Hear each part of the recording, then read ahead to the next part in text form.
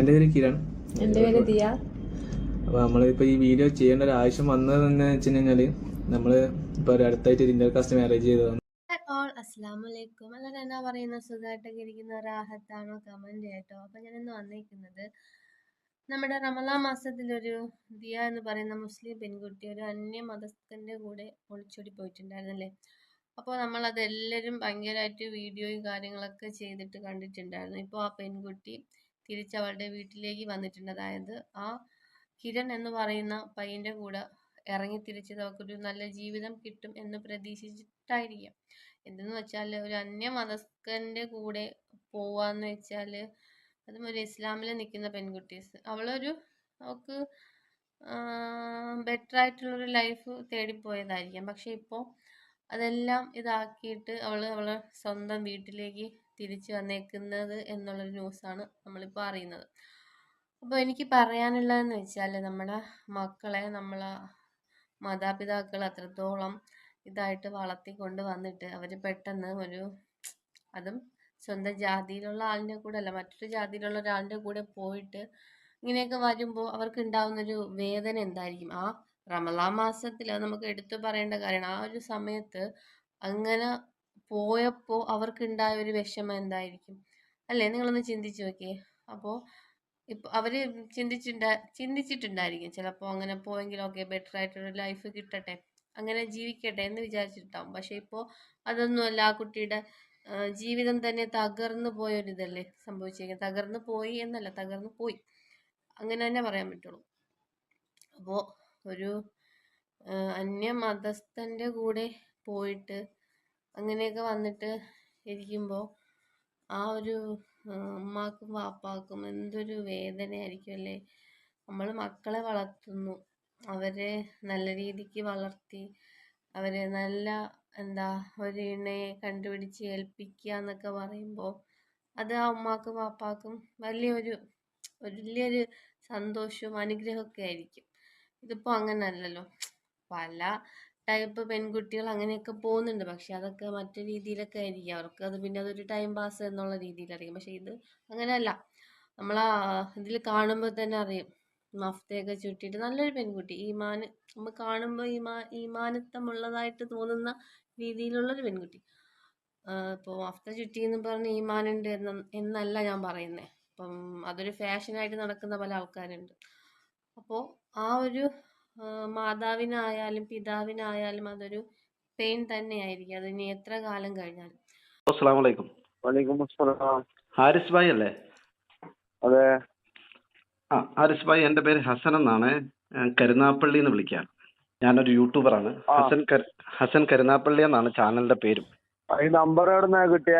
നിങ്ങളുടെ നമ്പർ പിന്നെ അവിടെ ഒരു ഹാരിസ് മൗലവി മൗലവി അദ്ദേഹത്തിന്റെ അളിയൻ വഴിയാണ് നമ്പർ കിട്ടിയത്.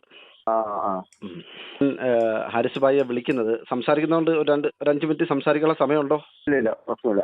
ഓക്കെ. അപ്പോൾ പിന്നെ നിങ്ങളുടെ നാട്ടിൽ മുണ്ടേരി എന്ന് പറയുന്ന സ്ഥലം ഹാരിസ് ഭായിക്ക് അടുത്താണോ? തമിഴ്നാടല്ലേ? മുണ്ടേരി കടവ് അല്ലേ? അവിടുന്ന് ഒരു ദിയ എന്ന് പറയുന്ന ഒരു മുസ്ലിം പെൺകുട്ടി കിരൺ എന്ന് പറയുന്ന ഒരു ഹൈന്ദവ യുവാവിനോടൊപ്പം ഇറങ്ങിപ്പോയ വാർത്ത റമളാൻ മാസത്തിലാണ് ആ സംഭവം ഉണ്ടായത്. ഞാൻ ആ സംഭവത്തിന്റെ വാർത്ത ഞാൻ എൻ്റെ ചാനൽ വഴി പങ്കുവച്ചിരുന്നു. അപ്പൊ അതിനെക്കുറിച്ച് ധാരാളം അന്വേഷണങ്ങൾ പലരും എന്നോട് ചോദിച്ചുകൊണ്ടേയിരുന്നു. എന്തായി ആ സംഭവം, പിന്നീട് എന്തെങ്കിലും സംഭവിച്ചോ, എന്താണ് വല്ല വിവരം ഉണ്ടോ എന്ന് പലരും എന്നോട് അന്വേഷിക്കുന്നുണ്ടായിരുന്നു. അപ്പൊ ഞാനിപ്പോ പിന്നെ ഹാരിസ് ഭായിയെ കോണ്ടാക്ട് ചെയ്യുന്നത്, പെൺകുട്ടി വന്നു എന്ന് പറയുന്നത് സത്യമാണോ? അതിനെക്കുറിച്ച് ആധികാരികമായ ഹാരിസ് ഭായിക്ക് എന്തെങ്കിലും വിവരങ്ങൾ അറിയാമെങ്കിൽ അത് എന്നോടൊന്ന് പങ്കുവെക്കാമോ? അല്ല, അത് കുട്ടി വന്നിന്, അവർ ഒഴിവാക്കിയതിന് ഒരു ദിവസം വന്നു. ഇപ്പൊ പോലീസ് സ്റ്റേഷൻ സംസാരിച്ച് മുന്നോട്ട് പോവാ നീക്കോന്ന് പറഞ്ഞു. രജിസ്റ്റർ കല്യാണം കഴിഞ്ഞല്ലോ.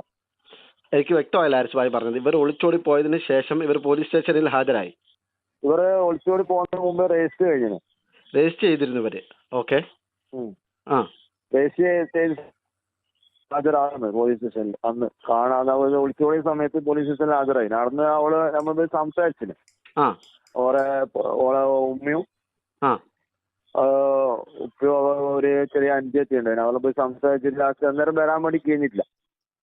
അന്ന് വന്നിട്ടില്ല. അപ്പൊ അവർ തന്നെ പോയി വന്ന് പറഞ്ഞ പോലെ ബാംഗ്ലൂരേക്ക് അവിടുന്ന് തിരിച്ചു വന്ന് കണ്ണൂര് താമസം തുടങ്ങി. ഇപ്പൊ അടുത്ത് അവർ തിരിച്ചു വന്നു, ഇപ്പം കൂടി തിരിച്ചു വന്നു. അത് എന്തോ അവരായിട്ട് മുന്നോട്ട് പോകാൻ കഴിയില്ല എന്ന് പറഞ്ഞിട്ട് എന്തോ തിരിച്ചു വന്നു. അങ്ങനെ അതിന് വരാനുള്ള കാരണം എന്താണെന്ന് അറിയില്ല, അതിന്റെ റീസൺ എന്താണെന്ന് അറിയില്ല. അവർ തിരിച്ചു വന്നു, വീട്ടിലേക്ക് തിരിച്ചു വന്നു. അവർ സ്വീകരിച്ചു.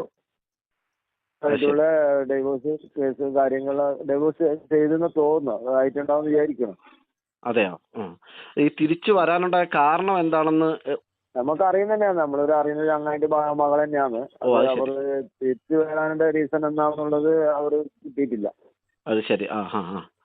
അപ്പൊ ഇത് ഇവര് തിരിച്ചു വരാനുണ്ടായ കാരണങ്ങള് എന്നോട് എനിക്ക് കിട്ടിയ ചില വിവരങ്ങൾ, ഈ പെൺകുട്ടിയെ മദ്യപിക്കാൻ പിന്നെ ഈ കിരൺ നിർബന്ധിച്ചു എന്നും ബിയർ കഴിപ്പിച്ചു എന്നും അതൊക്കെ ഉൾക്കൊള്ളാൻ പറ്റാത്തത് കൊണ്ടും മാനസികമായി വലിയ പ്രയാസത്തിലായതുകൊണ്ടും താൻ വലിയ ചതിയിൽ അകപ്പെട്ടു എന്നൊക്കെ മനസ്സിലാക്കി ഒരു പുനർവിചിന്തനത്തിന് വിധേയമായി തിരിച്ചു വന്നു എന്നാണ് എന്നെ കോണ്ടാക്ട് ചെയ്ത ആൾ പറഞ്ഞത്.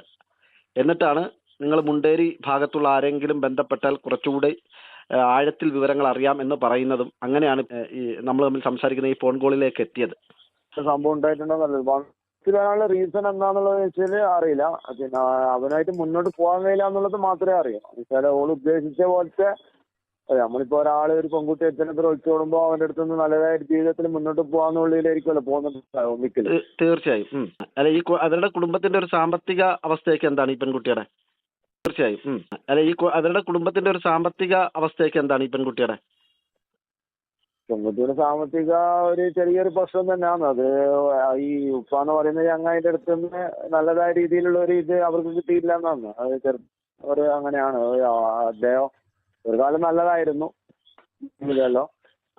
അല്ല ഹരീഷ് ഭായ്, ഇവര് ഒളിച്ചോടി പോയി പിന്നീട് ഇവര് കോടതിയിലൊക്കെ പോലീസ് സ്റ്റേഷനിലൊക്കെ വന്ന് ഹാജരായതിനു ശേഷം ഒന്നിച്ച് ജീവിക്കാൻ തീരുമാനിച്ച് ഇപ്പോൾ പിന്നെ ബാംഗ്ലൂരിലേക്ക് പോയി തിരിച്ച് വീണ്ടും കണ്ണൂരിലേക്ക് മടങ്ങി വന്നു. അവിടെ ജീവിക്കുമ്പോൾ തന്നെ ഈ വീട്ടുകാരുമായിട്ട് ബന്ധം ഉണ്ടായിരുന്നു. അതായത് ഈ കിരണിനെ അവൾ സ്വീകരിച്ചെങ്കിലും ഞങ്ങളുടെ മകളാണ്, മരുമകനാണ്, അങ്ങനെ ഒരു ബന്ധം ഇവർ പുലർത്തിയിരുന്നോ? അല്ല, വിളിക്കലുണ്ടെന്ന് ബന്ധപ്പെട്ട് പരമാവധി അവളെ ഇങ്ങോട്ട് തിരിച്ചു കൊണ്ടുവരാൻ വേണ്ടിയിട്ടുള്ള ശ്രമം നടത്തിന് ബന്ധപ്പെട്ടിട്ട്. ഈ പെൺകുട്ടി ഇദ്ദേഹത്തിന്റെ കൂടെ ഇറങ്ങി പോകുന്നതിന് മുമ്പ് ഈ പെൺകുട്ടിയുടെ വിവാഹ നിശ്ചയം കഴിഞ്ഞിരുന്നു എന്നൊക്കെ ചില ആളുകൾ പറഞ്ഞു. അതന്നെ, വിവാഹ നിശ്ചയം കഴിഞ്ഞതാണ്. പിന്നെ അത് കല്യാണം കഴിഞ്ഞതിന് ഏകദേശം സമയം ആയിന് കല്യാണം കഴിക്കാൻ വേണ്ടിട്ട്. അത് നല്ല ടീമായിട്ട് എൻഗേജ്മെന്റ് നടന്നെയാണ്. അത് ശരി. ആ സമയത്താണ് ഇവള് പോകുന്നത്. അത് ശരി.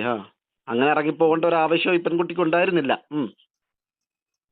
സാമ്പത്തികപരമായിട്ട് നല്ല രീതിയിലുള്ള നല്ലൊരു ചങ്ങായിയാണ്. സാമ്പത്തികപരമായിട്ടുള്ള ഒരു ചങ്ങായിയാണ്.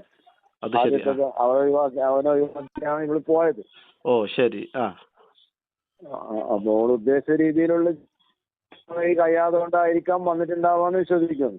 അല്ല, ഇപ്പോ ഇങ്ങനെ തിരിച്ചു വന്നതിന് ശേഷം ഈ പെൺകുട്ടി പോലീസ് സ്റ്റേഷനിൽ പരാതി വല്ലതും കൊടുക്കുകയോ ഇവന്റെ കൂടെ പോയതിനു ശേഷം ഈ പീഡനങ്ങൾ ഉണ്ടായെന്ന് അങ്ങനെ എന്തെങ്കിലും അറിയാവോ? അങ്ങനെ പരാതി കൊടുത്തിട്ടില്ല തോന്നുന്നു. ഇതിനായിട്ട് മുന്നോട്ട് പോകാൻ കഴിയില്ല എന്നുള്ളൊരു ഇതേ അവിടെ സ്റ്റേഷനിൽ പറഞ്ഞിട്ടുള്ളൂ എന്നാണ് അറിഞ്ഞത്.